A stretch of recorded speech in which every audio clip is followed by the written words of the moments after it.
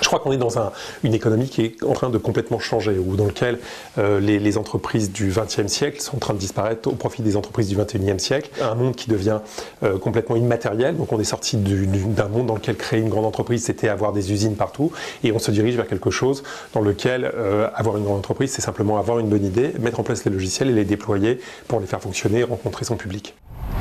Donc au milieu de tout ça, pour que ça fonctionne, on a besoin de l'humain. C'est-à-dire que c'est l'homme qui est capable de créer ces outils, de les faire fonctionner, et c'est devenu beaucoup plus important qu'avant, parce qu'avant, au sein de l'entreprise, c'était une multitude de gens qui avaient une tâche répétitive, et là on demande aux gens, à l'humain, d'être beaucoup plus intelligent, d'inventer des choses entièrement différentes. Il y a quelque chose de très important dans toute cette nouvelle économie, c'est qu'il suffit d'une personne à un instant de raison pour créer, sans moyens, la plus grande entreprise mondiale. On le voit, si vous prenez l'exemple de Google, c'est deux gamins qui ont une super idée, qui crée l'une des premières entreprises mondiales. Vous avez la même chose avec Apple, vous avez la même chose avec toutes ces entreprises que vous connaissez de nouvelles technologies.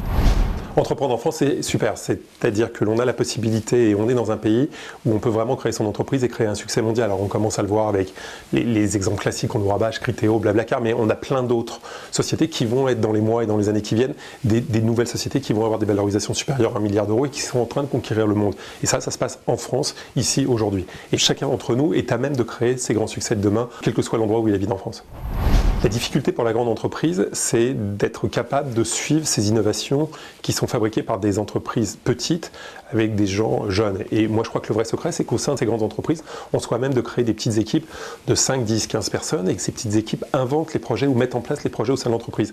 C'est quand même l'exemple d'Apple qui n'arrivait plus à se renouveler, mais la création de l'iPhone, c'est une équipe de 20 personnes isolées du reste de l'entreprise qui va l'inventer et qui va être capable de faire une innovation majeure pour tout le secteur. Et donc pour ces grandes entreprises, le secret, c'est d'être capable, non pas de mettre toute l'entreprise avec ses lourdeurs, son passé, ses sujets administratifs lourds, à inventer ou à essayer de penser l'avenir, quel qu'en soit le sujet. C'est au contraire d'isoler et d'aller chercher des talents, de les réduire dans une équipe petite et leur demander sur un thème précis d'inventer et de sortir quelque chose de constructif.